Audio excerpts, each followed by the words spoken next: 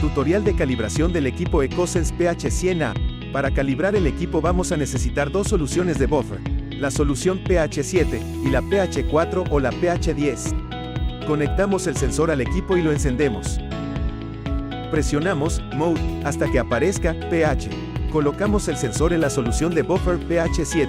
Esperamos a que la lectura se estabilice y presionamos Recal por 3 segundos para calibrar. Esperamos a que wait deje de estar intermitente. Ahora la palabra slope empezará a estar intermitente. Enjuagamos el sensor con agua potable y la colocamos en el siguiente punto y presionamos slope para calibrar. Ahora wait estará intermitente y cuando el equipo detecte una lectura estable emitirá un pitido. Wait dejará de parpadear y tanto las palabras slope como stand no parpadean.